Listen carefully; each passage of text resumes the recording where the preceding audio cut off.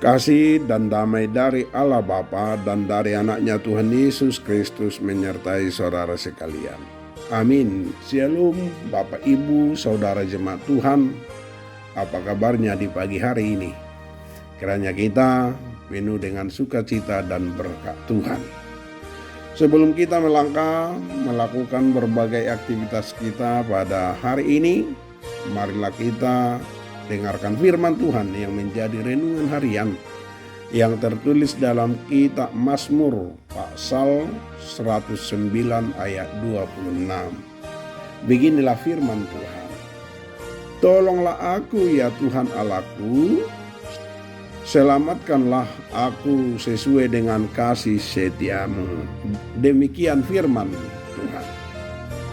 Ada suatu ungkapan yang sering kita dengar. Fitnah lebih kejam dari pembunuhan. Sebab pembunuhan mengambil nyawa orang. Sedangkan fitnah membunuh mental, membunuh karakter, dan bahkan mencemarkan nama baik seseorang. Karena itu saudaraku, wajar saja kalau kita tidak suka difitnah. Bahkan Allah pun membenci fitnah.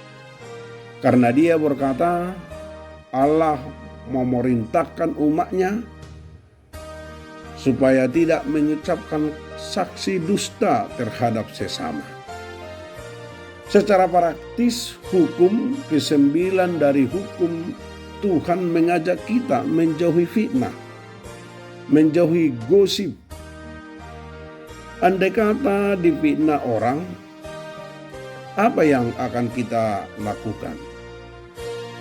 Mungkin secara spontan kita pasti menyangkal atau menginformasi kabar yang tersiar. Terkadang karena sakit hati yang mendorong kita, jadinya menyumpahi, menfitnah, bahkan tidak mengampuni dosanya. Kadangkala ada yang mengutuk hidup yang memfitnahnya. Saudaraku yang kekasih dalam nama Yesus Kristus Tuhan, padahal kita tahu betul bahwa Allah menghendaki kita bersabar menghadapi para fitnah. Sepatutnya kita meneladani Raja Daud yang memasrahkan nasibnya, yang memasrahkan hidupnya kepada Tuhan. Meskipun Daud berhak menerima pembalasan, namun ia menyerahkan hak tersebut ke dalam tangan Tuhan. Ia percaya bahwa Allah akan bertindak memberikan pembelaan. Karena itu janganlah kita merasa terganggu dengan fitnah atau gosip. Lawanlah hal itu dengan berpikir dan perbuatan positif. Tindakan meluruskan fitnah hanya membuang waktu dan menguras tenaga kita, saudaraku. Apapun alasannya, mereka tidak akan percaya karena hatinya sudah dibutakan sehingga tidak bisa melihat kebenaran. Apakah kita masih berlelah-lelah membela diri atau malahan menyumpahi para fitnah? Marilah kita mengkoreksi diri karena tindakan itu tidak diperkenankan oleh Allah. Allah menghendaki kita mengampuni dan menyerahkan masalah itu hanya ke dalam tangan Tuhan. Jadikan fitnah hanya sebagai sarana untuk mengasah kita memiliki karakter seperti Kristus.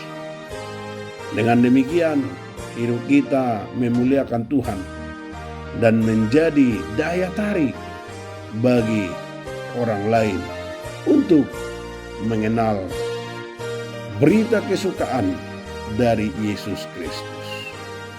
Amin. Terima kasih Tuhan atas firman-Mu.